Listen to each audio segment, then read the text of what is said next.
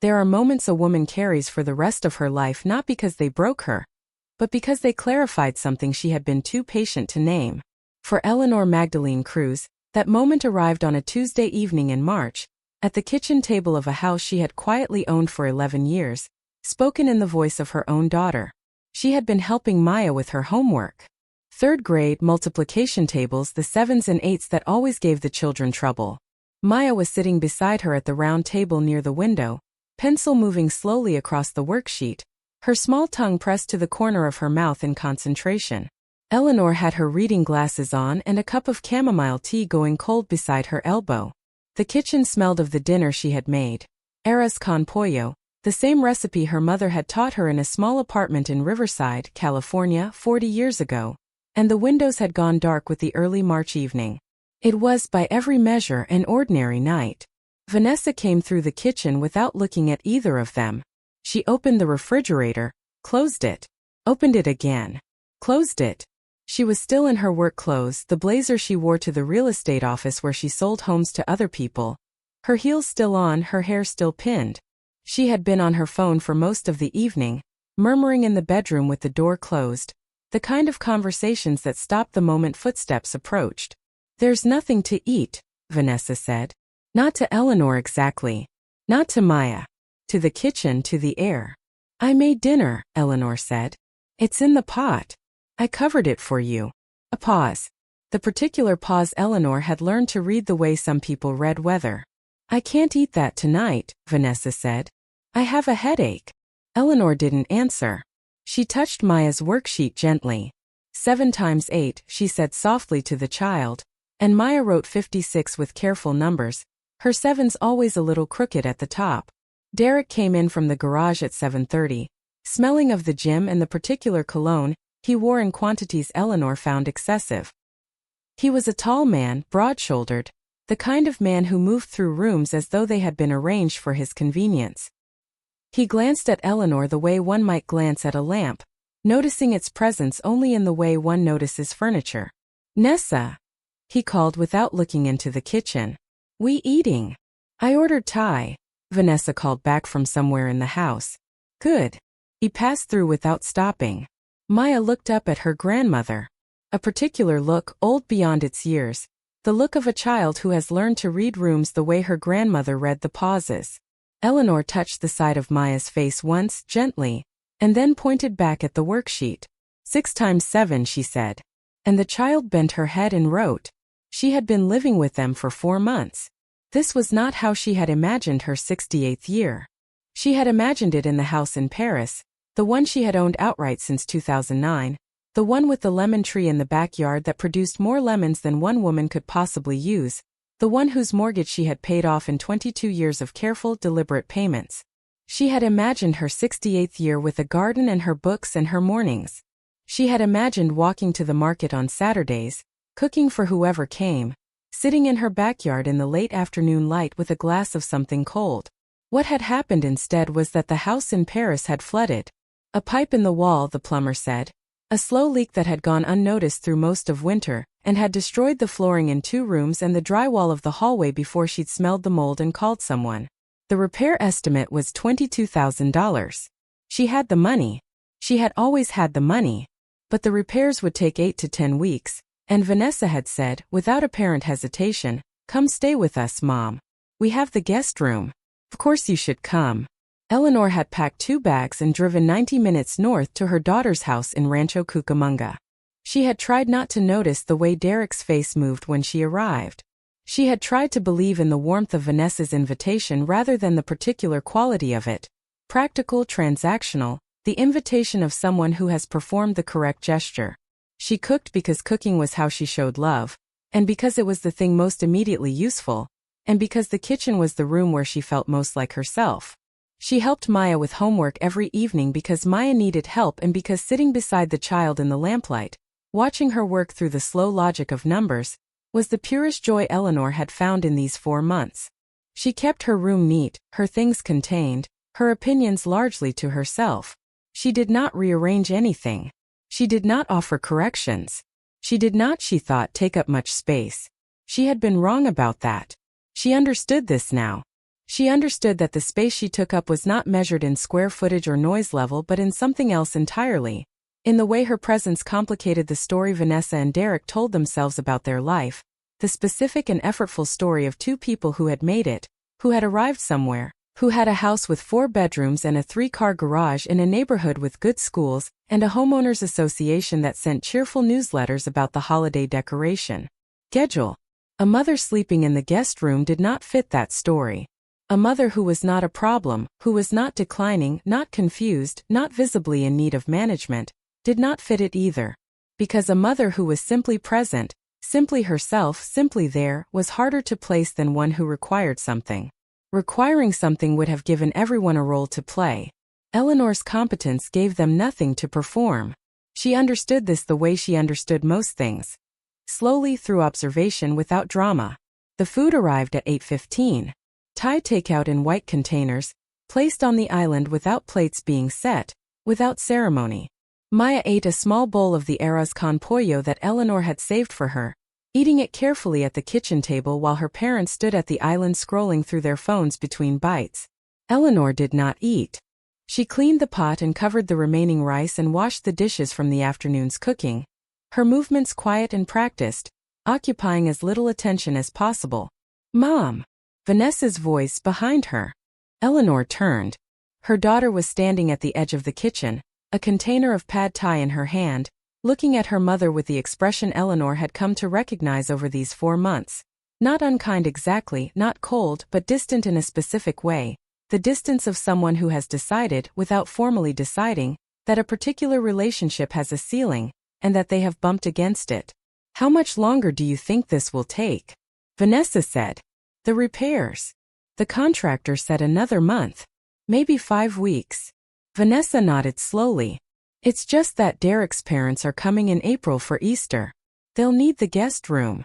"I understand," Eleanor said. "I can find somewhere else for that weekend." "It might be more than a weekend," Vanessa said. "They usually stay a week." Eleanor looked at her daughter. "All right. I'll make other arrangements." "It's not that we don't want you here," Vanessa said, the particular phrasing of someone who has prepared this sentence. "It's just that it's getting complicated. Derek needs his space. You know how he is." She did know how he was. She had known how he was for 12 years, since the afternoon Vanessa had brought him to Sunday dinner, and he had shaken Eleanor's hand with the confidence of a man who expected to be appreciated and looked at her modest Paris home with the expression of someone doing brief, private arithmetic. "I know," Eleanor said. And she returned to the dishes. She heard Vanessa behind her, the sound of her opening another container, the familiar rhythm of her daughter returning to the island, to the phone, to the life she was living. And then just before she left the kitchen, just as Eleanor was drying the last pot with a dish towel that had seen better years, Vanessa said something. She may not have meant to say it. Or she may have meant it precisely and exactly. Eleanor would never know which. "You sleep here for free, Mom. The least you can do is not make things difficult." The words landed the way such words always land. Not with a crash but with a settling, like something heavy placed on a surface already under strain. Eleanor's hands did not stop moving. She dried the pot. She folded the dish towel along its crease and hung it from the oven handle. She turned off the kitchen light above the sink. She did not respond. She went to check on Maya, who had finished her dinner and was back at the table, working on the last 3 problems of the worksheet. Eleanor sat beside her and looked at the page. 7 times 9, she said. And the child wrote 63. "Good," Eleanor said. "That's perfect." She helped Maya put her homework away and walked with her to the bathroom and stood in the doorway while the child brushed her teeth, making the kind of conversation that children make when they are not quite ready for bed. About a girl at school named Priscilla who had brought a gecko to show and tell, about whether geckos had feelings, about whether there was a heaven for geckos. Eleanor listened to all of it. She answered each question with the seriousness it deserved. She tucked the child in and sat on the edge of the bed and stroked her hair in the way Maya liked, from forehead to temple, slow and steady. "Grandma," Maya said, in the drowsy voice of a child almost gone. "Yes, baby. Are you going to leave?" A pause. The particular pause Eleanor had learned. "Not tonight," she said. The child made a small sound that was not quite a word and turned into her pillow. Eleanor sat with her another few minutes in the dark. Then she went to her room. She closed the door softly behind her. She sat on the edge of the bed in the dark for a long time, her hands resting in her lap, her eyes open. You sleep here for free. She thought about those words for a while. Not with grief exactly, and not with anger, though something in the neighborhood of both moved through her quietly, like weather passing through.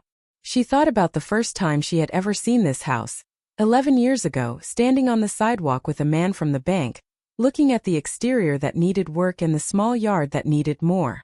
She had bought it as a rental property, one of 4 she had accumulated over the course of 20 years of careful decisions, of looking at numbers the way her father had taught her to look at numbers, with patience and without sentiment. She had bought it, had the roof done, had the kitchen updated.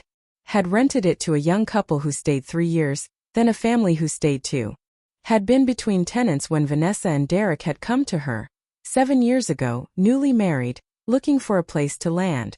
They were paying rent, they had told her. She had named a number significantly below market value, and they had not noticed or had not asked. The difference between what she charged them and what the house was worth had, over 7 years, amounted to something Eleanor did not calculate sentimentally but was aware of as a fact. She also owned the house in Paris, of course, and a duplex in Fontana, and a small commercial property on a street in Riverside that she had purchased in 2015 for reasons that were not immediately obvious to anyone who did not understand how she thought about land. None of this was visible. This was important. Eleanor had spent a great deal of her adult life being not visible, in the specific sense that her assets were not a part of who she appeared to be. She drove a 12-year-old Camry that she maintained meticulously, and that gave no indication of anything beyond sufficiency. She wore clothes that were well made but not conspicuous. She lived, to all appearances, as a retired school administrator who received a modest pension and perhaps some savings, comfortable, not wealthy, not the kind of woman whose opinion about real estate carried particular weight. Her daughter did not know what she owned. Her son-in-law did not know. Her sister in Phoenix did not know. Her oldest friend, Patricia, knew because Patricia had been there for the early years, had seen Eleanor file papers at the county recorder's office on a Tuesday in 2003, had listened to her think through the numbers over the phone at midnight before she pulled the trigger on the Fontana property. But Patricia lived in Phoenix now, and the circles of Eleanor's life had, over time, separated into what was shared and what was simply carried, and most of what she owned was simply carried. She had not made this choice out of secretiveness. She had made it out of something more particular. The understanding arrived at slowly and through experience that money changes how people love you, and that she had spent enough of her life watching the way resources shifted relationships to want very deliberately to keep that variable out of the equation as long as possible. She wanted to be loved as Eleanor. As a mother, as a grandmother, as a woman. Not as an asset. But sitting on the edge of the bed in the guest room of a house she owned, in the dark, with the words "you sleep here for free" still settling somewhere in her chest, she found herself thinking about what that choice had and had not accomplished. She sat for perhaps an hour. Maybe longer. The house went quiet around her, the television in the master bedroom going off, the lights in the hallway going dark, the particular silence of a house at 10:30 when everyone has retreated and the night has settled into its own register. At 11:15 she picked up her phone. She found the number she wanted in her contacts and pressed call, moving to the window and looking out at the street below.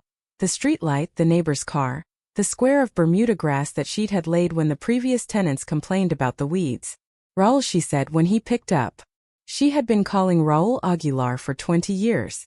He had started as her property manager when she bought the Fontana duplex and had become, over time, the most reliable person in her professional life. Methodical, discreet, capable of understanding what she meant without requiring her to say all of it. He answered despite the hour without complaint. She heard the small sounds of him turning down a television. "I need to talk about the property on Valinda Court," she said. "I'm going to need you to do a few things for me. Nothing urgent, but things that need to happen in the right order." She heard him settle into something, the sound of a man who has learned that when this particular woman calls with a particular tone, the conversation will be worth paying attention to. "Tell me what you need," he said. She told him. Her voice was quiet, even precise. She used no more words than the task required. When she had finished, Raoul was silent for a moment and then he said, "Do you want me to start on this tomorrow?" "No rush," Eleanor said. "But within the week." She ended the call and stood at the window a moment longer, looking at the street. Then she went to bed. She slept better than she had in weeks. She had not always been this way. There had been a time, a long stretch of years, most of her 30s and 40s, when Eleanor Cruz was a woman who felt things loudly in the private rooms of herself, who carried grief and anger and love at volumes that cost her. Her marriage to Hector had been like that, a relationship of great heat, and its ending, the slow cold unwinding that took 3 years before either of them admitted it out loud, had left her with the kind of education that only losses can provide. She had learned from it not how to feel less but how to feel more carefully, how to observe rather than react, how to wait. Hector had not been a cruel man. She wanted to be precise about that even in the privacy of her own accounting. He had been a limited man, limited in what he could hold, in what he understood about the future, in his capacity for the kind of patience that real things require. He had loved her in the way some men love, intensely, selectively, and without particular interest in who she was becoming. When she began to buy property, he had thought she was being foolish with money they did not have. When she insisted, quietly, methodically, he had grown dismissive.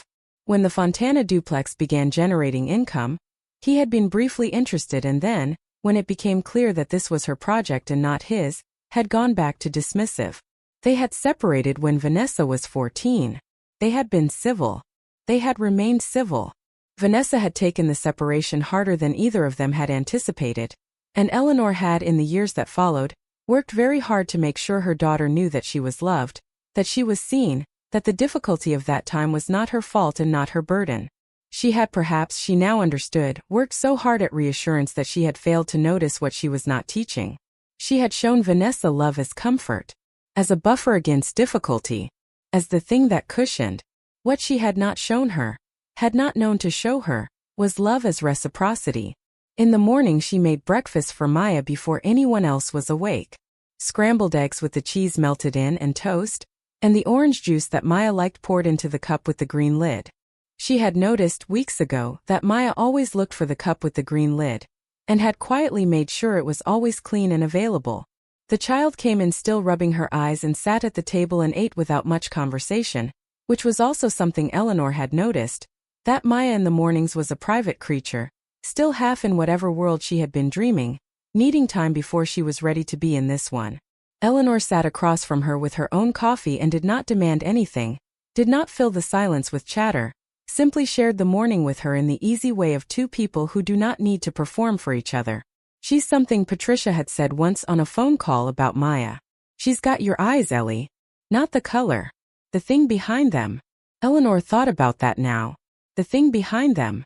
After Maya left for school, walking down the street to where the neighborhood children gathered at the corner for the bus, backpack bouncing against her small spine, Eleanor cleaned the kitchen and then sat at the table with a second cup of coffee and her notebook. She kept a notebook, had kept one for most of her adult life. Not as a diary exactly, but as a place for numbers, for plans, for the lists that were more useful than the ones she kept in her head. She opened to a fresh page and wrote several things in her deliberate, left-leaning hand.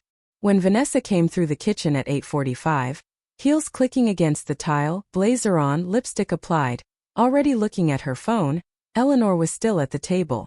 "Good morning," Eleanor said. "Morning," Vanessa said. She poured coffee from the pot Eleanor had made, added creamer, kept looking at her phone. "I've been thinking about what you said last night," Eleanor said. Vanessa looked up. A brief, careful look. "I don't want to make things difficult," Eleanor continued. Her voice was even unhurried, the voice she used when she had decided what she wanted to say. "I've been thinking about my options and I think the right thing is for me to make other arrangements. Not just for Easter. Permanently." Vanessa's expression moved through several things quickly. Relief first, she could not help it, and Eleanor saw it and noted it without comment. Then something more complicated, a flicker of what might have been guilt or its performance. "Mom, I didn't mean I was tired, I was just—" "I know," Eleanor said. She said it the way she said most things. Simply, without edge, in a way that left no space for the conversation to become larger than it needed to be. "I've been thinking about it for a while actually. You have your life here. I've been in your space for 4 months. It's time. You can stay until the repairs are done, Vanessa said. I just meant. I know what you meant, Eleanor said. She closed her notebook. I'm going to call Patricia today. She has a cousin who has a place in Fontana. I'll be comfortable there. This was not precisely true. She was not going to call Patricia about a cousin with a place in Fontana. But she needed Vanessa to stop worrying, or to stop performing worry, which was not the same thing but served the same function. Vanessa nodded. Her phone buzzed and she looked at it. Client probably. Or Derek. The morning had its own gravity. I'll figure out the timing, Eleanor said. Probably the end of next week. Okay, Vanessa said. And then because she was her mother's daughter in ways she had not yet fully mapped. Are you okay? Eleanor looked at her daughter. The blazer, the lipstick, the phone still in her hand. The face that she had loved for 42 years, that she had watched become this adult face. Capable, guarded, so committed to a particular presentation of success that there was very little room left for anything that didn't fit it. I'm fine, Eleanor said. I'll make you a plate for tonight. Put it in the refrigerator. Vanessa left at 9, and the house went quiet, and Eleanor sat for another few minutes with her cold coffee and her notebook. Then she got up, washed her cup, and went to her room to make a second phone call. This one was to a woman named Dolores Sandoval, who was an attorney, who had been Eleanor's attorney for 16 years, who knew exactly what Eleanor owned and how it was structured and had spent considerable professional energy making sure that everything was clean, documented, and organized.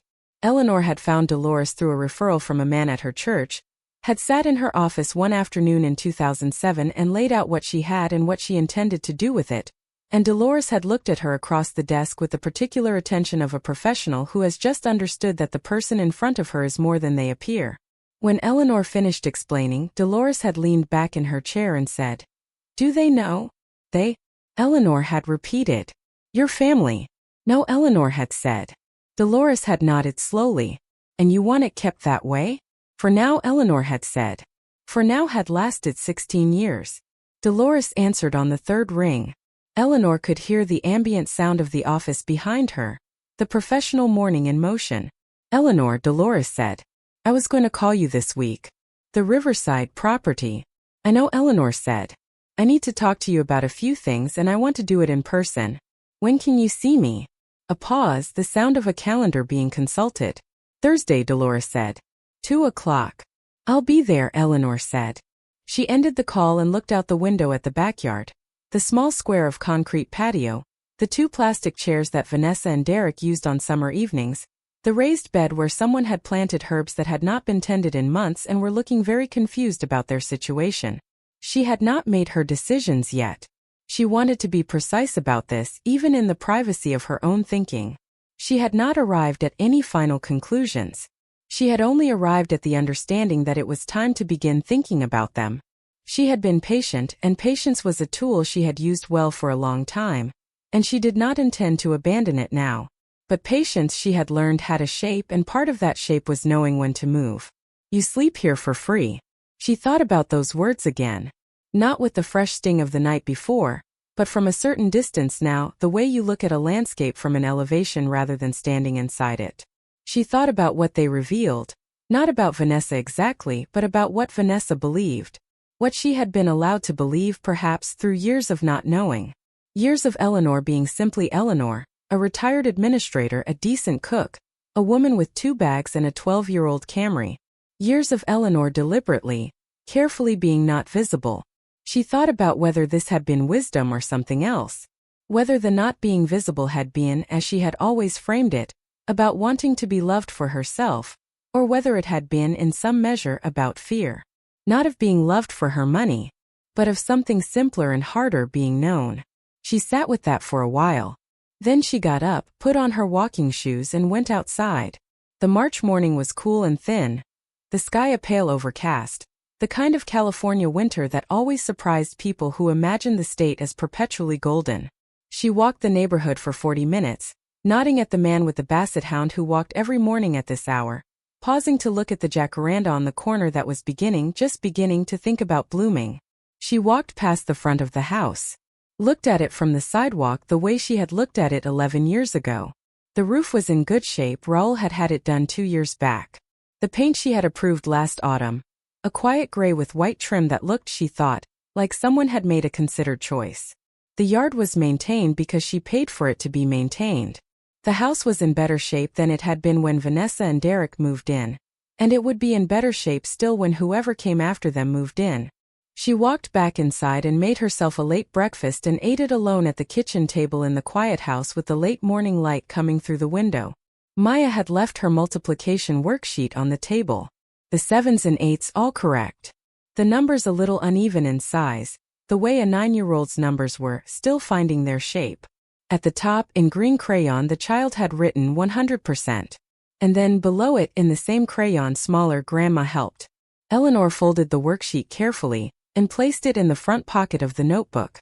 She thought about Thursday, about what she would say to Dolores, about what it was exactly that she had decided. Or not decided yet but was deciding, the slow deliberate movement toward something, the way she had always moved, without announcement, without drama, with the particular economy of a woman who had learned long ago that the way to make something real was simply to begin it, and then to continue, and then to let it be done. She thought about Maya, about the green crayon, about Grandma helped. She thought about what it would mean to be visible, to be known. Not because she had been pressed into it, not because she had been left with no other choice, but because she had decided on a Tuesday evening in March, while drying a pot in a kitchen she owned, that the invisibility she had chosen in the name of authenticity had cost something she had not fully calculated. That the person who was not visible could be spoken to in certain ways, could be told in the voice of a tired daughter at the end of a hard day, that she slept for free, as though the ground she stood on were not, in the most literal possible sense, her own. She was not angry. She wanted to be clear about this even here, even alone. She was not angry at her daughter. She was something more useful than angry. She was clear. She had arrived, through a night of sitting in the dark and a morning of walking and a cup of cold coffee and a folded worksheet, at a kind of clarity she had not had before. Not about what to do, not all of it, not yet, but about what was true. And what was true was this, that Eleanor Magdalene Cruz, 68 years old, had spent a significant portion of her life arranging herself around other people's comfort, and had done it so thoroughly and for so long that the people who knew her, who thought they knew her, had come to understand the arrangement as natural, as the way things were, as simply who Eleanor was. A woman who cooked. A woman who helped with homework. A woman who drove a 12-year-old Camry and wore well-made but unremarkable clothes and stayed in the guest room and did not, as her daughter put it, make things difficult. And none of that was wrong. She was all of those things. But she was also other things, things that had been quietly accumulating for 20 years in documents filed in county offices and in accounts held in her name alone, and in the careful arithmetic of a woman who had decided, very early in her adult life, that security was something you built with your own hands or not at all. She had built it. And now it was time to decide what to do with what she had built. She picked up the notebook again and opened it to the page with the morning's notes. She looked at what she had written. She considered it for a while.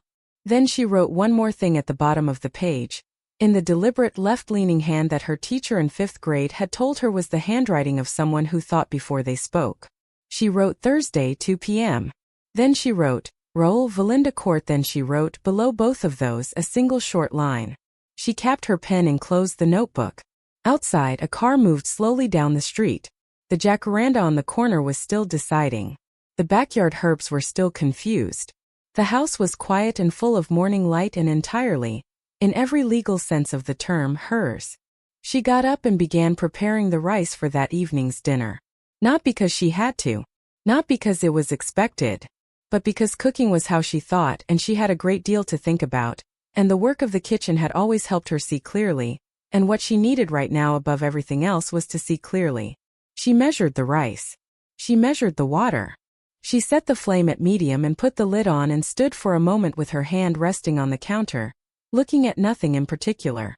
Then she began to prepare for what came next. That is part 15000 words. Shall I continue to part 2? Part 2. April 13th. Plotted continuation of Eleanor's narrative journey. Plotted continuation of Eleanor's narrative journey. Dolores Sandoval's office was on the 4th floor of a building in Ontario that smelled of carpet cleaner, and the particular ambition of people who had worked hard to occupy professional spaces. Eleanor arrived 7 minutes early, which was how she always arrived, early enough to settle herself, not so early as to impose. The receptionist recognized her and brought her water without being asked, which Eleanor appreciated as the small dignity it was. Dolores came out herself rather than sending someone. She was a compact woman in her mid-50s. With silver-streaked hair she wore pulled back and reading glasses she was always removing to make a point. She shook Eleanor's hand with both of hers, a gesture she had used for as long as Eleanor had known her, and led her through the hallway to the corner office with the window that looked out over the parking structure and, beyond it, a strip of the San Gabriel Mountains still wearing their winter cap. They sat. The receptionist closed the door. Dolores put her glasses on and opened a folder. So she said, "Tell me where we are." Eleanor told her. She was precise, as she always was with Dolores, because imprecision with attorneys cost money, and she had a sufficient respect for money not to waste it. She explained the situation in the house on Valinda Court. She explained what Raoul had been asked to do. She explained what she was and was not yet certain about, and she was specific about the distinction because Dolores had taught her in 16 years of working together that the difference between what you know and what you suspect is a legal difference as much as anything else. Dolores listened without interrupting. She made notes on a yellow pad in handwriting that Eleanor had never been able to read. A private code of a sort, the shorthand of a professional who had spent decades compressing complexity into small marks on paper. When Eleanor finished, Dolores took her glasses off and set them on the desk. "The property on Valinda," she said. "What are you thinking?" Eleanor had been thinking about this for several days. She had thought about it on her walks, in the morning quiet before the house woke, lying in the dark before sleep came. She had thought about it from multiple angles, the way she thought about all her properties, not sentimentally, not reactively, but with the steady arithmetic of a woman who had learned to love numbers precisely because they did not lie. "I want to look at the lease," Eleanor said. "Whatever they signed when they moved in. The most recent version." She paused. "Which I am aware was not a formal lease." Dolores nodded slowly. That had been a choice Eleanor made 7 years ago, when Vanessa and Derek moved in. Not an informal choice, Dolores had advised against it gently, but a deliberate one. A mother's choice. The choice of someone who believed, at the time, that the relationship would make the formality unnecessary. "You want to formalize it now," Dolores said. It was not a question. "I want to understand my options," Eleanor said. "That's the first thing. What it would mean to formalize it now, what the process looks like, what the timeline would be." Dolores was quiet for a moment. "If you've been accepting a tenancy, even an informal one, there are notice requirements. California law." "I know," Eleanor said. She did know. She had known for a long time. She had not been invisible to herself, only to others. "What are you thinking for timeline?" Dolores asked. Eleanor had thought about this too. Not with bitterness, she wanted to be precise about the emotion or the absence of it because it mattered. This was not revenge. She had sat with that word, tested it, and found it didn't fit. What she was doing was not the satisfaction of a wound. It was a correction. A quiet, deliberate correction of a situation that had been allowed to drift in ways that were not, in the end, honest. And dishonesty, Eleanor had found, was always more expensive than the alternative. "I'm not in a hurry," she said. "I have other considerations." She was thinking about Maya. She was always thinking about Maya. "But I want to understand the full picture first, before I decide anything." "All right," Dolores said. She put her glasses back on. "Let's go through it." They went through it. It took the better part of 2 hours, Dolores explaining the legal landscape with the patience of someone who understood that her client would read everything, ask the right questions, and not need to have anything simplified. Eleanor asked questions. Dolores answered them. The yellow pad filled with its unreadable marks. At the end, Eleanor sat for a moment looking at the mountains through the window. "One more thing," she said. Dolores waited. "My daughter doesn't know what I own," Eleanor said. "And I've been thinking about what that has cost and what it will cost going forward, and whether the time for that kind of privacy has passed." Dolores looked at her steadily. "You've kept it this way for a reason." "I have," Eleanor said. "And the reason made sense for a long time." She paused. "But I've been thinking that there's a difference between protecting yourself and removing yourself. And I think I've been doing some of the second while believing I was doing the first." Dolores considered this. That's not a legal question, she said finally. It's almost a smile. I know, Eleanor said. But the legal decisions follow from it. And I want to make sure that whatever I decide about the practical matters, the reasoning underneath is sound. Because I've found that when the reasoning is sound, the decisions tend to take care of themselves. Dolores looked at her for a moment with the expression Eleanor had seen before, the look of someone who does not usually find their clients interesting as people, finding this one briefly interesting as a person. I'll have the documents ready by Monday, she said. Review them. Take the time you need. Eleanor thanked her, put on her coat, and took the elevator down to the parking structure where her 12-year-old Camry was parked between a Tesla and a pickup truck with a trailer hitch, looking entirely comfortable in its own company. She sat in the car for a moment before starting it. She thought about her mother, Concepcion Reyes Cruz, who had arrived in this country with $40 and a sewing kit and a set of values so deeply embedded they were less like beliefs than like bones. You worked, you did not complain, you did not ask for what you were not given, you did not make of your difficulties a spectacle. Her mother had worked as a seamstress for 30 years in Riverside, had kept a spotless house in a neighborhood that was not, by anyone's accounting, generous to the people who lived in it, had raised Eleanor and her brother Marcos with the particular combination of ferocity and restraint that people who have survived real difficulty bring to the raising of children they intend to protect from it. Her mother had been invisible in many of the ways Eleanor had been invisible, had been called things in the course of her life that were meant to diminish, had been underestimated by people who did not look past the sewing kit and the accent and the $40 to what was actually there. But her mother had also never owned anything, had never had in her name a piece of ground that was hers, had worked all her life and been comfortable and had left, when she died at 81, a small savings account and a sewing kit that Eleanor still kept in the bottom drawer of her dresser, the scissors still sharp. Eleanor had wanted to be different, had been, she thought, different, but she had carried some of the same invisibility, had chosen some of it, and was now sitting in a parking structure in Ontario reckoning with what that choice had accumulated to. She started the car. She drove to the Fontana duplex. Raul was there when she arrived, which she had expected because she had texted him on the way. He was a compact, methodical man of 60 who had been managing properties in the Inland Empire for 35 years and who had, over the course of his association with Eleanor, developed a respect for her that he expressed through precision. When she asked for something, it was done correctly and quickly and without editorializing. When he thought she was making a mistake, he said so once clearly and then did what she asked. They walked the property together. It was a good building, 2 units, each one well-maintained, tenanted by a young couple in one and a retired teacher in the other. Raul had kept it up. He showed her the repair he had done to the exterior staircase and the new fixtures in the second unit's kitchen. She examined both with the attention she brought to everything she owned, asking specific questions, receiving specific answers. Then they sat in his truck in the small parking area and talked through the Valinda Court situation. She laid it out for him the way she had laid it out for Dolores, though with different emphasis. Where Dolores needed the legal texture of things, Raul needed the practical.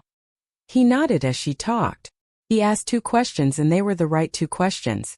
When she finished, he said, "What do you want me to do first?" "I want a full accounting of the property's condition," she said. "Everything that's been deferred. Repairs, maintenance, anything that should have been addressed. I want to know what it would cost to bring everything to market standard."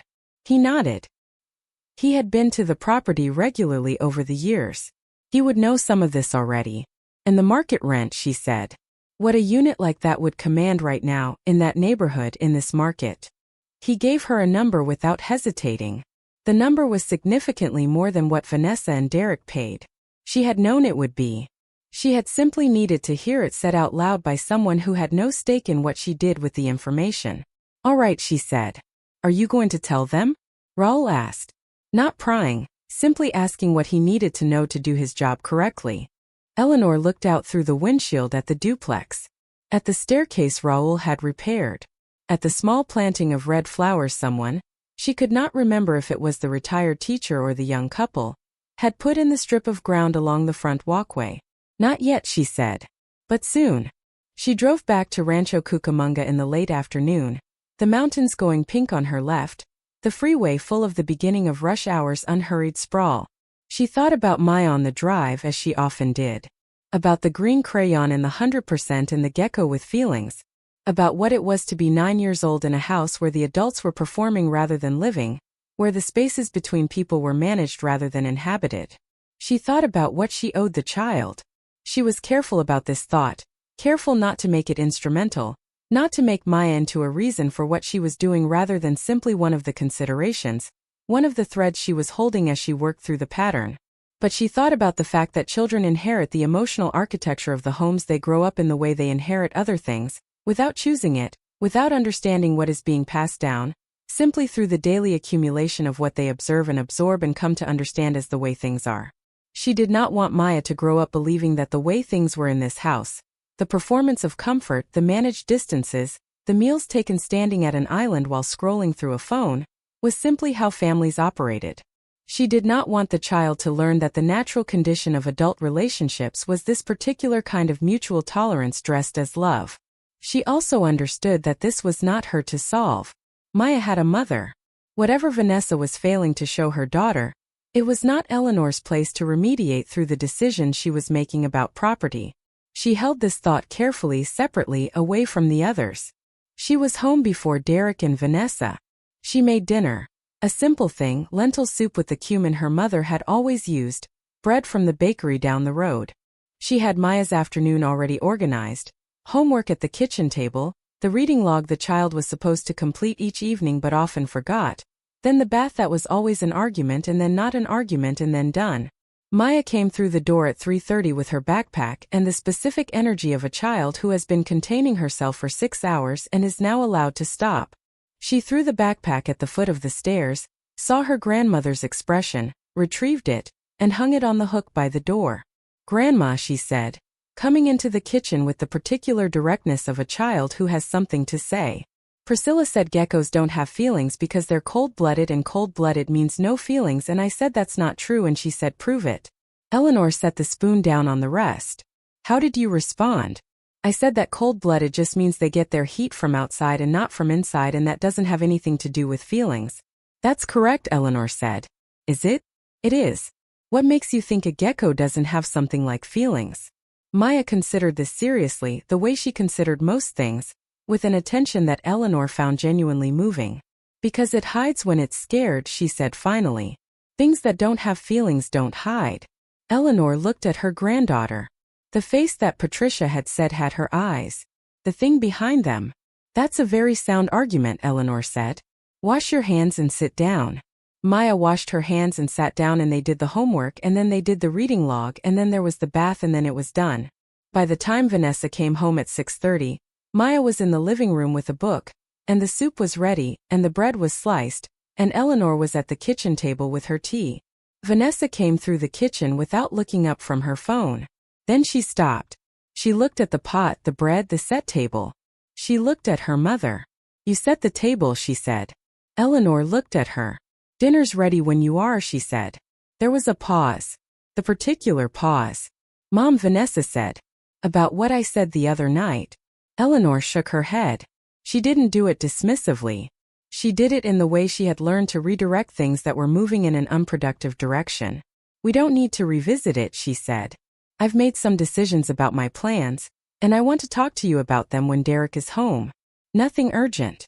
Just when you both have a moment." Vanessa's face moved through something that might have been relief and might have been apprehension and was probably both. "'Kay," she said. Derek came home at 7. Eleanor waited until Maya was in bed, until the dinner things were cleared, until the house had settled into the post-evening mode of two adults with their phones and their separate exhaustions. She came into the living room and sat in the armchair across from the couch where they were sitting. Derek looked up from his phone with the mild attention of someone who expects to be mildly inconvenienced. "I want to tell you both something," Eleanor said. She had thought about how to say this for several days, and she had arrived at the simplest version, which was usually the correct one. "I should have told you sooner. I made a choice a long time ago not to talk about certain things, and it made sense to me at the time, but I've come to understand that it was not entirely fair to you. And I believe in fairness. So I want to correct that now." She had their attention now.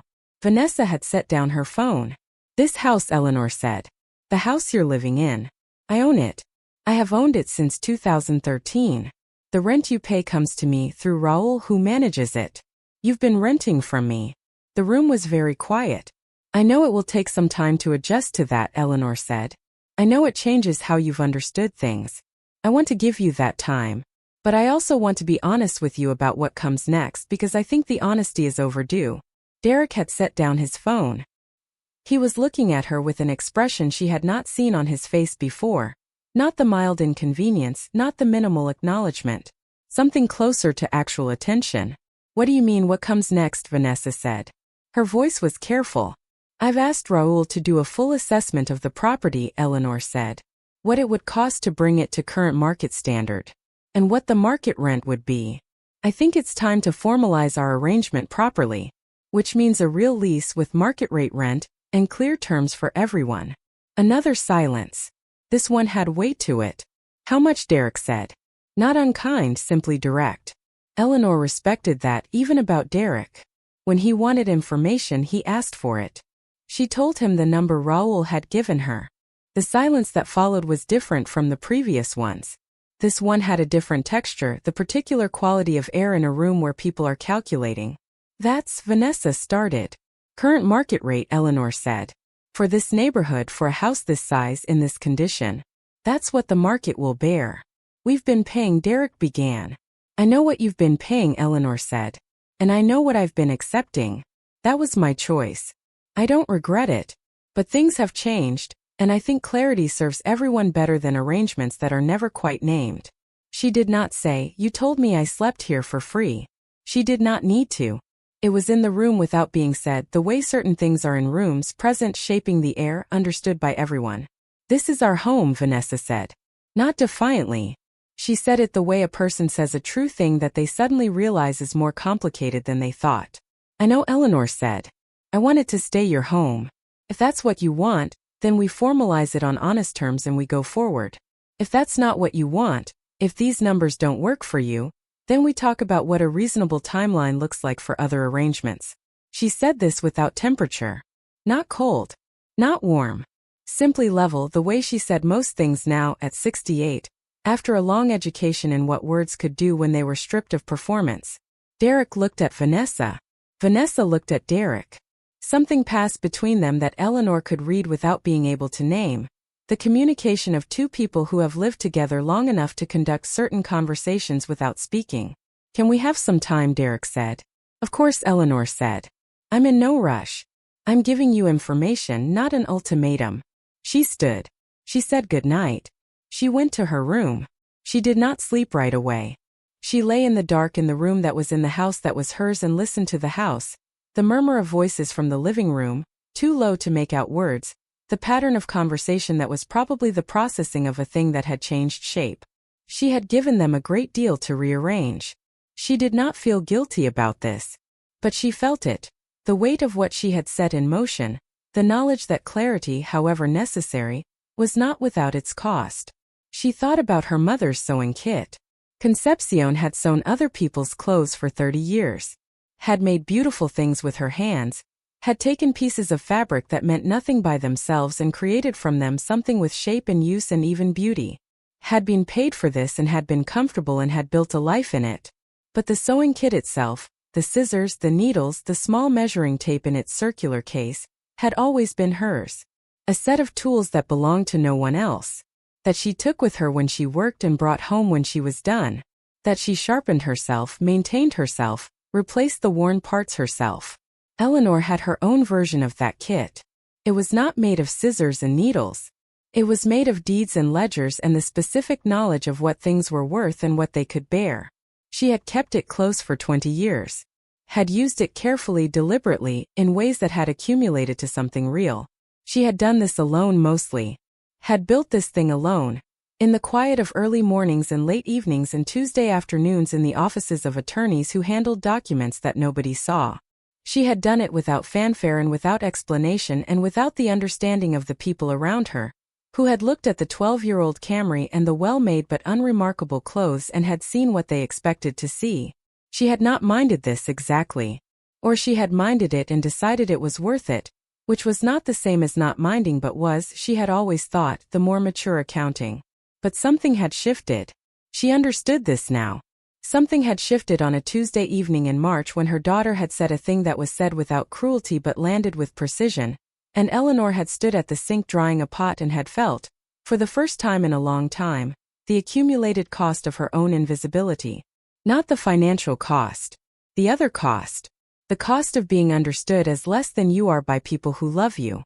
Of having your patience mistaken for passivity, your reticence mistaken for limitation, your deliberate smallness mistaken for simply being small. She had chosen this.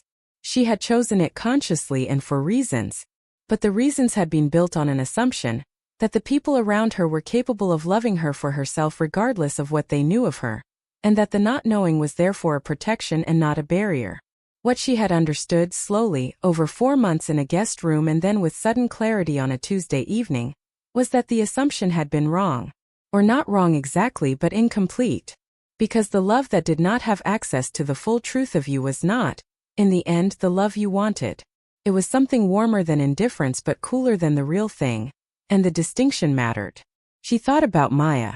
About the tower of Lego bricks that was probably still on the coffee table in the living room.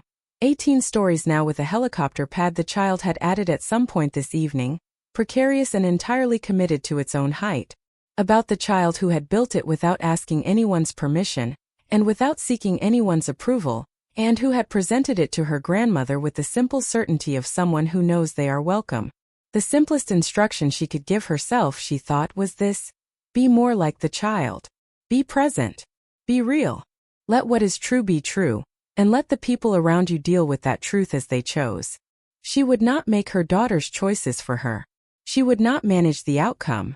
She would not arrange the furniture of other people's lives. She had spent long enough doing versions of that in various directions. Managing her own visibility, managing their comfort, smoothing the ground beneath everyone else's feet. She was 68 years old and she had properties in 3 cities and a lemon tree in Paris and a granddaughter who understood that cold-blooded didn't have anything to do with feelings. She was done smoothing.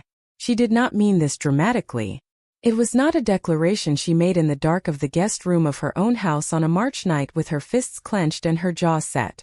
It was quieter than that, the way most of her important decisions were quiet, arrived at without fanfare, simply the next true thing in a long series of true things that had been accumulating in the direction of something real. She closed her eyes.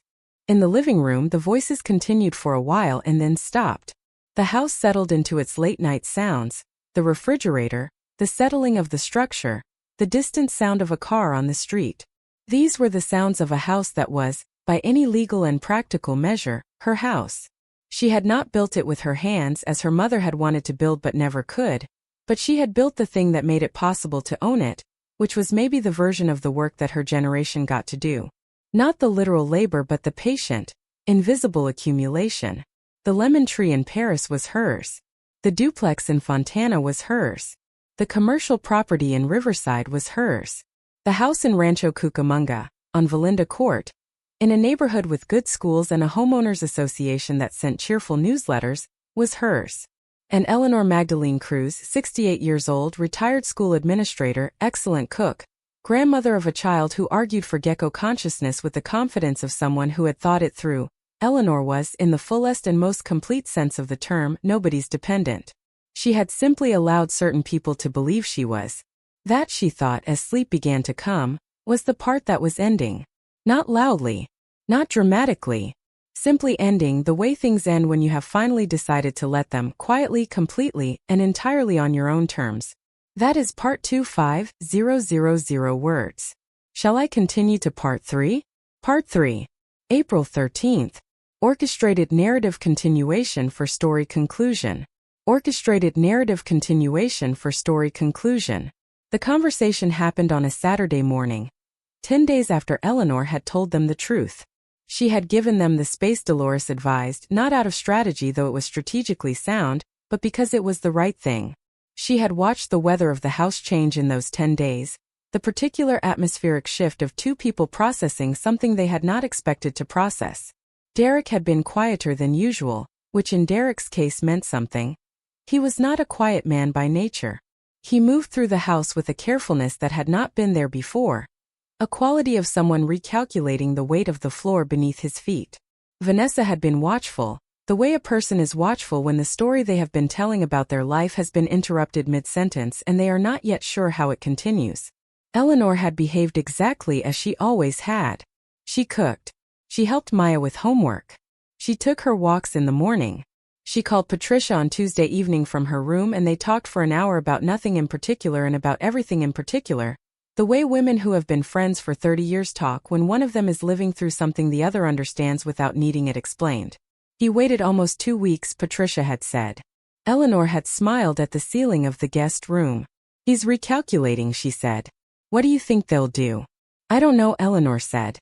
And I found somewhere around day 3 that I was genuinely comfortable not knowing. Pause on the line.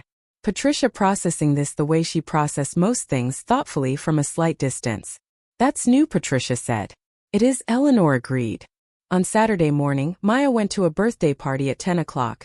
The gecko girl Priscilla, it turned out, a fact that delighted both Eleanor and the child, and Derek drove her and came back and the house had the particular quiet of a Saturday morning after the child has left, the 3 adults in the kitchen with their coffee, the light coming through the window the way it did in late March, thin and even and non-committal.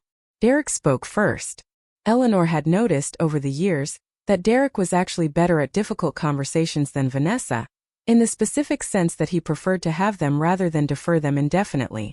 He was transactional, which had its limitations, but in situations that required directness, it was not a disadvantage. I've been looking at the numbers, he said. He had his coffee in both hands and was looking at the table rather than at Eleanor, which was how he looked when he was being honest rather than performing. The rent you're talking about it's a significant adjustment from where we are now. I know, Eleanor said. We've built our life around a certain set of assumptions, he said. About what this costs. About what we have left over each month. That changes. Everything downstream changes, Eleanor said. Yes. He looked up at her then. Something in the look she had not seen before. Not the mild inconvenience, not the minimal acknowledgement. Something that was, she thought, in the neighborhood of respect.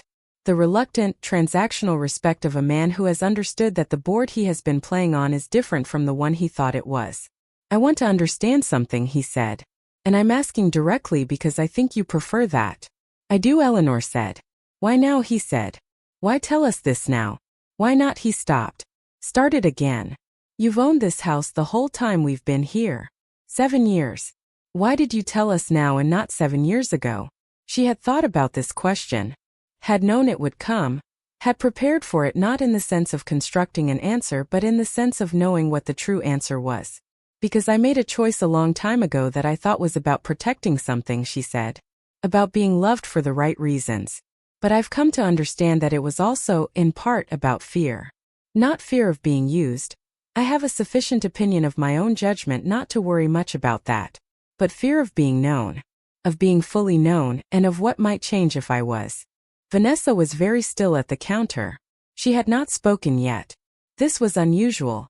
Vanessa was almost always the one who spoke first, who managed the conversation's shape and temperature. But she was listening with the particular quality of attention that Eleanor recognized from her own practice of it. The stillness of someone who understands they are receiving something important. What changed, Derek said. Eleanor considered this. Something small, she said. And something true. And sometimes that combination is enough. He nodded slowly. He drank his coffee. He looked at the table again. I'm going to be honest with you, he said. Because I think that's what this conversation requires. Eleanor waited. I haven't been fair to you, he said. Not the way he stopped. Took a breath. The way I've thought about you in this house. What I understood your situation to be. He was choosing his words with a care that was, Eleanor thought, itself a kind of apology. Not the performed kind but the effortful kind. The kind where the effort was visible and therefore real. I made assumptions. Most people do, Eleanor said. She said it without sharpness. Simply as a fact. He looked at her directly. I'm not most people. I'm your daughter's husband. And I should have. He stopped again. The sentence seemed to have more endings than he was prepared for. You should have treated me with basic dignity regardless of what you believed about my circumstances, Eleanor said. Gently. Without accusation. That's true. And I want to say that I don't think you believed you weren't. I think you were treating me the way you understood the situation to be. Which is why the understanding matters. Another pause. Vanessa had put down her coffee cup. She turned from the counter, and she looked at her mother with the expression Eleanor had been waiting for without knowing she was waiting for it. Not the management face, not the blazer and lipstick performance, but the actual face. The face of a woman who is 42 years old and is, in this moment, something younger and more honest. Mom, Vanessa said. Eleanor waited. I said something terrible to you, Vanessa said. And I said it, she stopped. She pressed her lips together in the way she had done since she was small when she was trying not to cry in front of someone. I said it because I was tired and because Derek and I have been, she stopped again. We've been struggling. Financially in some ways. Not dramatically. But the pressure has been. I know, Eleanor said. You don't, Vanessa said. You couldn't have known. I never told you. Eleanor looked at her daughter. She looked at her with the fullness of attention she had given her for 42 years, through the illness when she was 4, through the difficult years after the divorce, through the musical audition she didn't get and the scholarship she did, through the wedding Eleanor had paid for more of than anyone had been told, through the years of Sunday calls and holiday visits and the careful maintenance of a relationship that had, somewhere along the way, acquired a formality that neither of them had consciously chosen. You never told me, Eleanor said, because you didn't want me to worry. Or because you didn't want me to have information you thought might shift the balance of things between us. Vanessa's eyes filled. She didn't let the tears fall, which was very much her. Maintaining the composure even when the composure was costing her. But the fullness in her eyes was real. She stopped. I've been performing, Mom. For you. For a long time. Acting like everything was like Derek and I had everything together. Because I thought that's what you needed to see. That I was fine. That raising me alone worked. That I turned out right. Eleanor stood up from the table. She crossed the kitchen to where her daughter was standing and she took her daughter's face in both hands, the way she had done when Vanessa was a child and they were having a conversation that was too important to have from a distance. You did turn out right, Eleanor said. Not because everything is perfect. You turned out right because you're honest when it matters, and because you love your daughter with everything you have, and because you are standing here right now having this conversation instead of walking away from it. Vanessa made a sound. A breath that broke in the middle. The sound of something held for a long time being allowed to move. I should have told you, Eleanor said. About the house. About all of it. I was protecting something that had already cost us more than the protection was worth. That's my part in this. I own that. Vanessa put her hands over her mother's hands.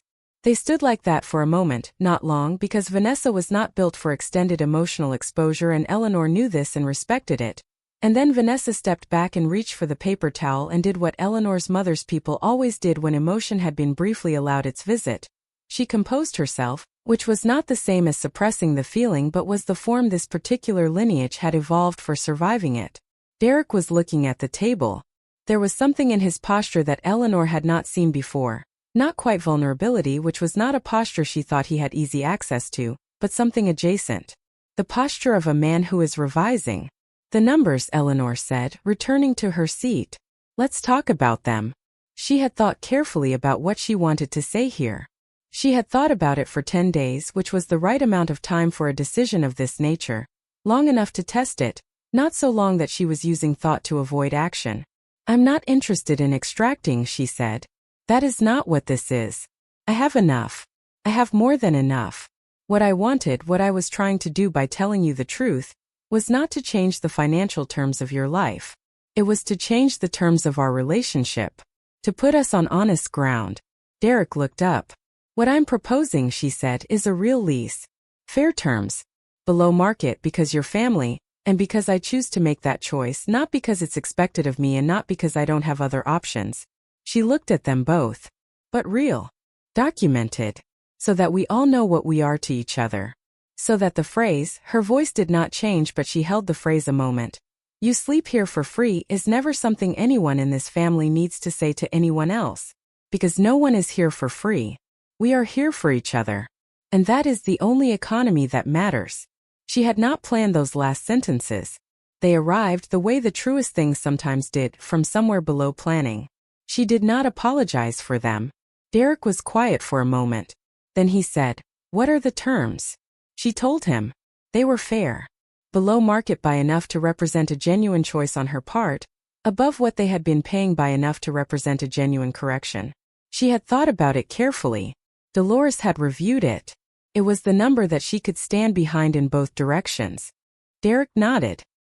He was calculating, which was what he did, and Eleanor did not hold this against him.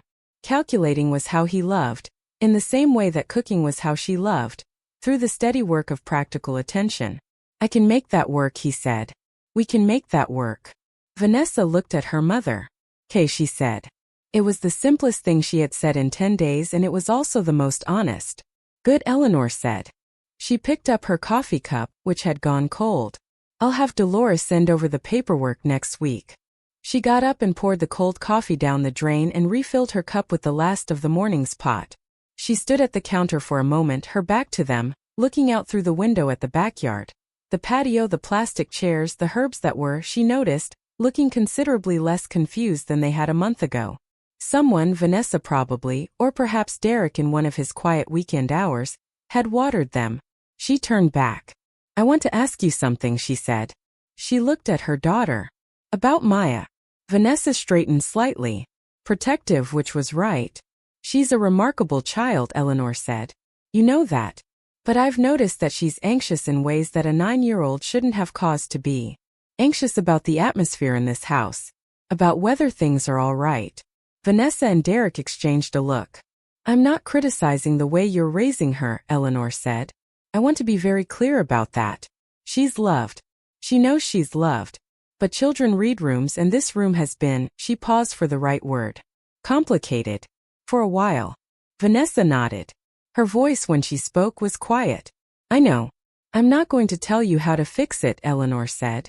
"You're her mother and that's your work. But I wanted to say it out loud. Because I believe in saying things out loud now more than I used to."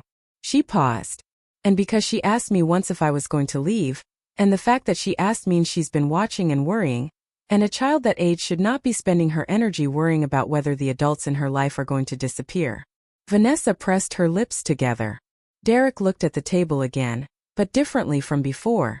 Not the avoidance of discomfort but the posture of a man taking something in. "We'll talk to her," Vanessa said. "Good," Eleanor said. She looked at them both. "I'm going to stay until the house in Paris is done. Another 3 weeks probably. Then I'll go home."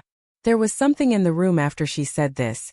Not relief exactly, not on either side, but a renegotiated understanding of what the remaining weeks would be. Not an imposition. Not a performance. Simply a grandmother in her daughter's house, helping with the homework and making the arroz con pollo and waiting with the particular quality of patience that belongs to someone who has nothing left to prove. The afternoon passed. Maya came home from the Gecko Girls' party full of information about the gecko, which was named Senor Grinch and which had, according to Maya, looked directly at her in a way that proved her point about feelings. Eleanor sat with her at the kitchen table and listened to all of it. Vanessa stood in the kitchen doorway at one point, watching them, and Eleanor could see on her daughter's face something that was perhaps the beginning of a different kind of attention, the particular attention of a woman who is watching her mother with new eyes. That evening, after Maya was in bed, Vanessa came to the doorway of the guest room. Eleanor was reading. She looked up. "Can I sit?"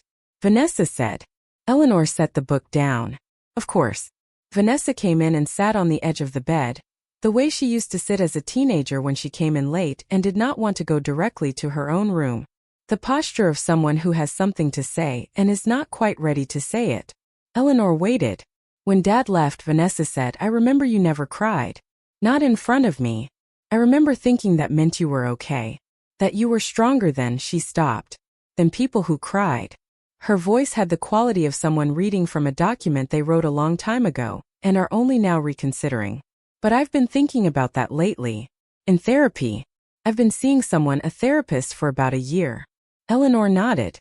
"She asked me once what I learned about grief from the women in my family. And I said I learned you hold it until it passes." She paused. "And my therapist said that wasn't grief. That was management." Eleanor looked at her daughter. She felt something move through her that was not quite grief and not quite recognition but lived in the territory between them.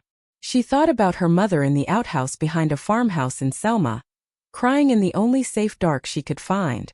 She thought about the ways women pass things down without meaning to, the inheritance of posture and response, the things taught without being taught.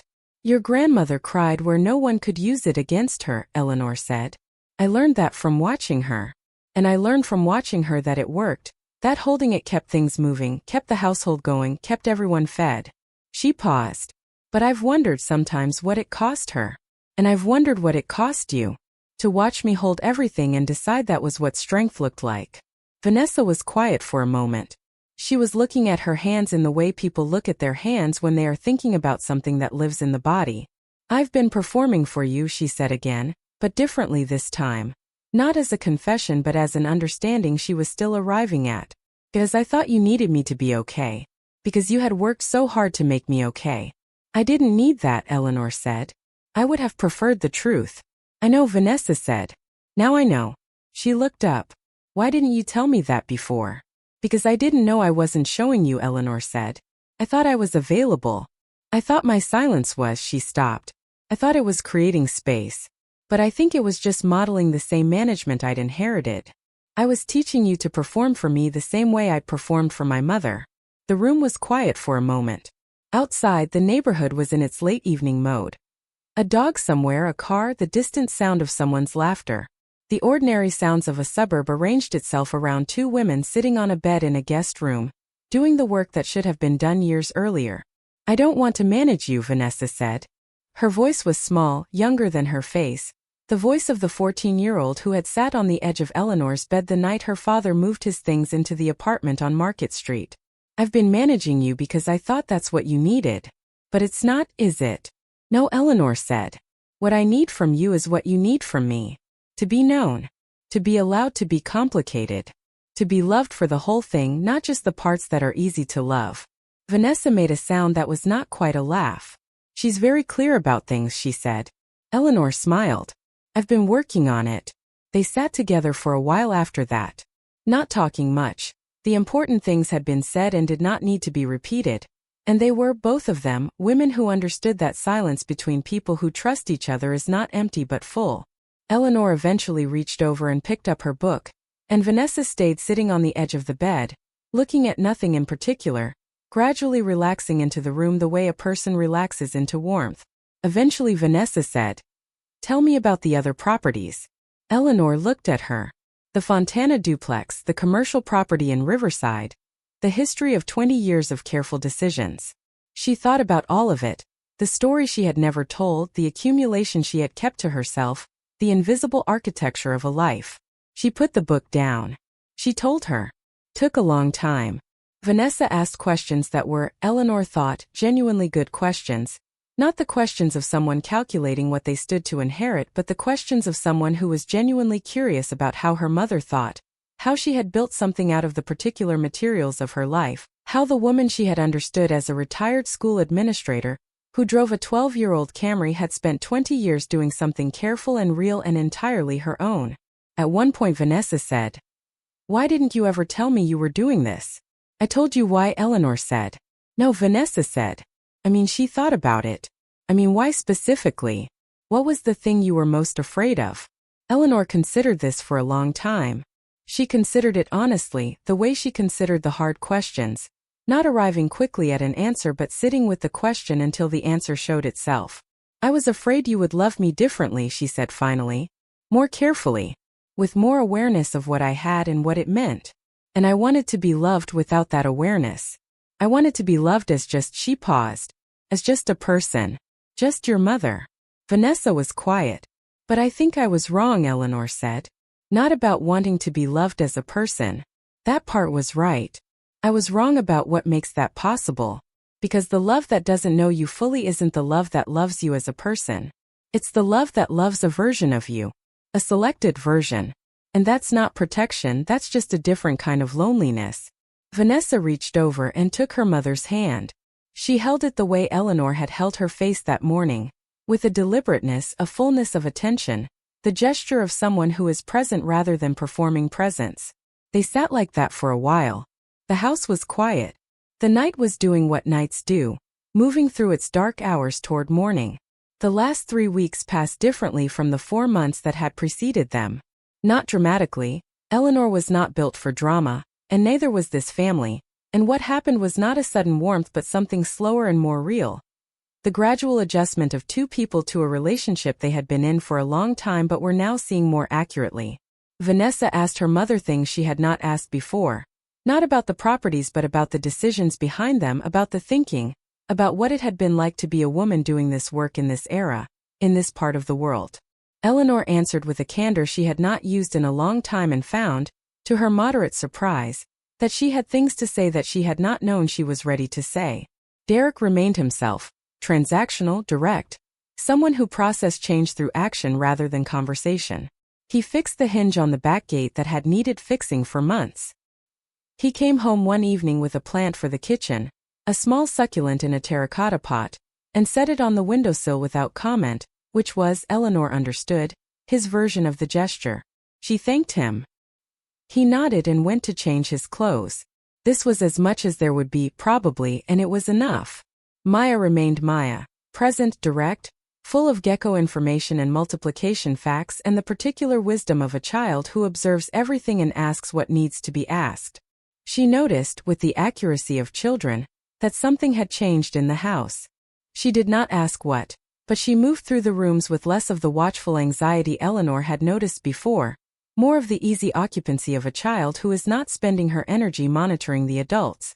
One afternoon near the end of Eleanor's stay, Maya came to find her in the guest room, where Eleanor was beginning the slow, deliberate process of repacking her 2 bags. She stood in the doorway and watched for a moment. "Are you leaving now?" she said. "Not yet," Eleanor said. "A few more days." Maya came in and sat on the bed. She watched Eleanor fold a blouse with the particular neatness of someone who has packed and unpacked these bags many times over many years. "Grandma." "Yes. When you go home," Maya said. "Can I come visit?" Eleanor stopped folding. She looked at her granddaughter. The face with the eyes that Patricia said had her eyes, the thing behind them. "Whenever you want," Eleanor said. "You are welcome in my home always." Maya nodded, satisfied. She picked up the corner of the blouse that Eleanor had just folded and folded it again, smaller, with the concentration of someone who has decided to be helpful. Eleanor let her. The fold was not as precise as hers, but it was careful. It was genuine. "You have a lemon tree," Maya said. "You told me." "I do. It makes too many lemons for one person." "We could make lemonade," Maya said. "We could," Eleanor agreed. "And you could teach me how to cook the chicken thing. The arroz con pollo. That one." "I could," Eleanor said. "Takes a while to learn. The rice specifically. The rice takes patience." Maya looked at her. "I'm patient," she said. Eleanor looked back at her. "I know you are," she said. She finished packing on the morning of her last full day. She walked through the house one more time before dinner, not sentimentally, not as a survey of her property, simply as a woman saying goodbye to a set of rooms she had occupied for 5 months. She stood for a moment in the kitchen with her hand on the counter, in the place where she had stood every morning making coffee, and she felt the rooms around her with the specific attention of someone who has spent her life paying attention to what spaces hold. This house held something now that it had not held before. She could feel it in the quality of the evening light, in the sounds from the living room where Maya was explaining the gecko's dietary preferences to her father with considerable authority, in the sound of Vanessa in the kitchen behind her putting water on to boil. Something had been named that had not been named before, and named things could be worked with in ways that unnamed things could not. She set the table. Dinner was the arroz con pollo, the same recipe, the one her mother had taught her in a small apartment in Riverside 40 years ago. She had made it dozens of times in this kitchen over 5 months. She made it tonight the same way she always made it, the sofrito first, the careful build of flavor, the patience with the rice. Maya sat at the table while she cooked and asked questions about the process that were, Eleanor thought, genuinely curious rather than performative, the questions of a child who is actually interested in how things are made. After dinner, after Maya was in bed, Eleanor and Vanessa and Derek sat in the living room, not talking much. The television was off, which was unusual.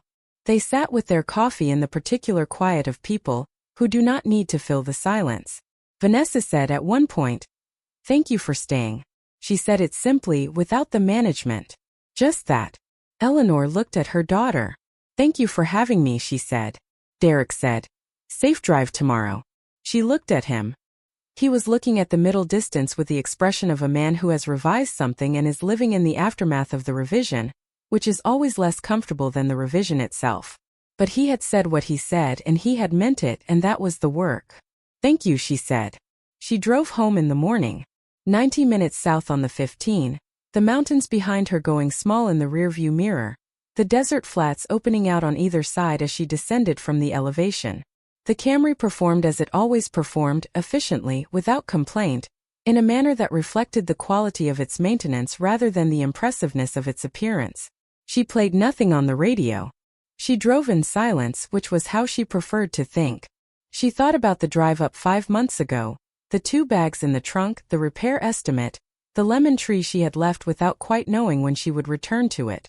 She thought about what had happened in those 5 months, the cooking and the homework and the long silence of a guest room and the words that had been said on a Tuesday evening that had clarified something in the way a lens clarifies, bringing into focus what was always there but had been blurred by proximity. She thought about visibility, about what it had cost her, and what it had cost the people around her, to have been so carefully invisible for so long. About the strange math of protection, the way you could protect yourself from one kind of hurt and in doing so create the conditions for a different kind, subtler and more total. She thought about her mother's sewing kit and the scissors that were still sharp. She pulled into her driveway in Paris at 11:15. The house was finished, the floors replaced, the drywall done, the hallway painted a color she had chosen from a swatch in February while sitting at Vanessa's kitchen table. She had not seen it yet in its completed form. She had lived in other people's spaces while her own was being made right, and now here it was, hers repaired, waiting. She sat in the car for a moment, looked at the front of the house, looked at the lemon tree visible above the fence at the side yard, heavy with the yellow she had been away from all winter. Then she got out. The contractor had left the key in the lockbox as arranged. She let herself in and stood in the hallway, smelling the new paint and the fresh floor and the particular smell of a house that has been worked on and has emerged from the work intact. She moved through the room slowly, checking what had been done, running her hand along the new drywall, examining the places where the water damage had been. Everything was as it should be. Clean work. Honest work. She ended in the kitchen, stood at the window that looked out at the backyard, the patio, the raised beds, and beyond them the lemon tree, which had not waited for her return to continue being what it was, and had produced in her absence what she came to expect from it, an abundance that was almost unreasonable, an extravagance of yellow against the March sky. She opened the back door and walked across the patio to the tree. She stood under it for a moment, looking up through the branches at the fruit and the sky beyond it. The morning was cool and bright and entirely itself, without commentary. She picked one lemon, then another. She filled her hands. She stood there for a long time in the backyard of her house, in the city where she had lived for 30 years, holding lemons from a tree she had planted, on a piece of ground that was entirely and permanently hers. Then she went inside, set the lemons on the counter and called Patricia. "I'm home," she said. "How was the drive?" Patricia asked. "Good. Clear." "And?" Patricia said, the way she always said, and knowing there was more. Eleanor looked at the lemons on the counter, at the kitchen that had been repaired, at the window, and beyond it the lemon tree, and beyond that the sky. "It's different," she said. "Not everything. Not overnight. But the door is open now that was closed. And I think that's what I needed to do. Open the door." Patricia was quiet for a moment. Then she said, "And the house? Is it good?" Eleanor looked around her kitchen. The new floor. The new drywall. The same window that had always been there, the same light that came through it in the late morning, the same quality of stillness that belonged only to this specific house on this specific piece of ground. "It's good," she said. "It's very good." She made tea. She unpacked her 2 bags. She made a list of what needed to be done in the yard after 5 months away. She called Raoul and left him a message that she was back and would speak to him later in the week about the Valinda court paperwork, which Dolores was preparing and which would formalize, in documents that meant something, what had already been established in words. In the afternoon she made lemonade. She squeezed the lemons and dissolved the sugar and measured the water with the same precision she brought to everything, and she poured it into the tall glass pitcher that had lived on the second shelf for 15 years. She thought about Maya, about the visit that would come, the kitchen in which the child would learn the rice, The lemonade they would make in quantities sufficient for two. About a 9-year-old who understood that cold-blooded had nothing to do with feelings and who had built an 18-story tower without asking anyone's permission and had known, with complete certainty, that her grandmother would not move the pieces while she was away. She thought about what she wanted the years ahead to look like. Not vaguely, Eleanor did not think vaguely. She thought about it the way she thought about properties, with attention to what was actually there rather than what she wished were there, and with the particular kind of hope that belongs to someone who has learned to build things from the actual materials available rather than the imagined ones. What was available? A daughter who was capable of honesty when honesty was made possible. A granddaughter who was already herself in ways that could not be managed.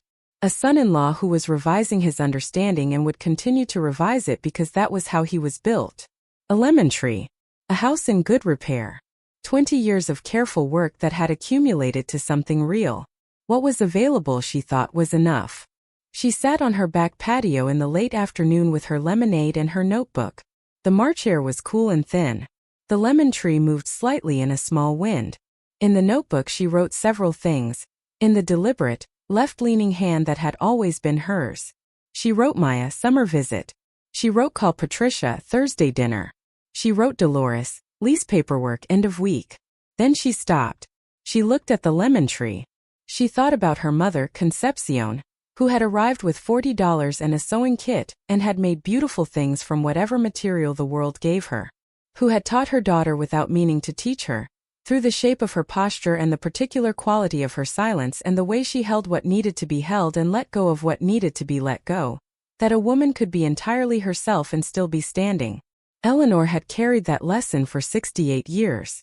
She had built it into her life in ways her mother never could, had turned the inheritance of endurance into the architecture of choice, had taken the $40 and the sewing kit and made from them something that could be named on a deed and filed with a county recorder and rented to a young couple in Fontana who tended the planting along the front walkway.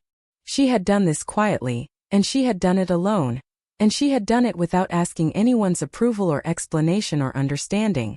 She thought now that she would stop doing it alone.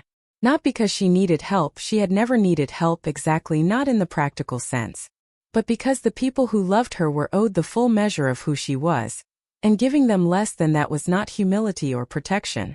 It was a kind of withholding that had, in the end, cost everyone. She picked up the pen. Below the last item on her list, in the same deliberate hand, she wrote one more line. She looked at it for a moment. It was not a plan or a property note or a task to be completed. It was simply a true thing, written down in the way she had always written true things, without announcement, without fanfare, as if truth were the most ordinary condition in the world, which she had come to believe it was. She wrote, "I am known now. It is better." She capped the pen. She put the notebook down. She looked at the lemon tree in the late afternoon light, the lemons catching the last of the sun, gold against the deepening blue of the March sky. She drank her lemonade. She was entirely herself and entirely home and entirely at peace. Thank you for staying all the way to the end. The people who finish the whole story are the ones who understand it, and the ones who share it. If this one moved you, the next video on your screen is waiting to do the same. And if you haven't subscribed yet, come back. There's always another woman the world underestimated. And we tell those stories here.